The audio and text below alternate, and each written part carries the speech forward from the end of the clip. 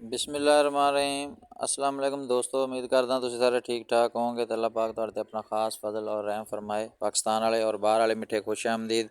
मैं तुहाड़ा अपना दोस्त शाहनवाज, तुसीं देखते पे हो मेरा YouTube channel SN vlog Khan motor Khanewal.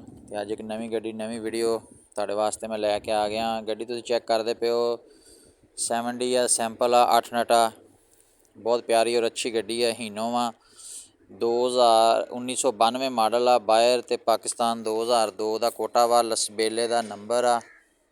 बड़ी प्यारी और अच्छी गड्डी है। जिस किसी दोस्त भरा ने गड्डी लैनी होवे वो साडे नाल राबता करके गड्डी लै सकदा। काफ़ी सारे दोस्त भरा साडे कहंदे सी कि यार गड्डी कोई 7D सैंपल वाली 8 नटी गड्डी लैके आओ।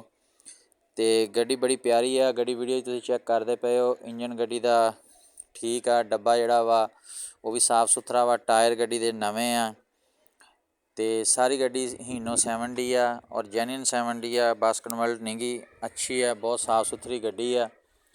जिस किसी दोस्त भरा ने लैनी होवे वो साडे नाल राबता करके लै सकदा। वीडियो तुसीं एंड तक देखनी है। वीडियो के एंड ते मैं तुहानूं गड्डी की डिमांड भी दसूँगा कि गड्डी की डिमांड की है। तो इस तो इलावा भी किसी दोस्त भरा ने कोई गड्डी लैनी होवे तो वह भी लै सकदा साडे नाल राबता करके। बहुत प्यारी और अच्छी गड्डी है।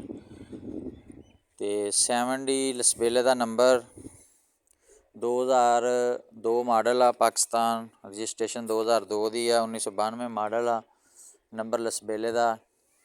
सारी गड्डी माशाल्लाह साफ सुथरी आ।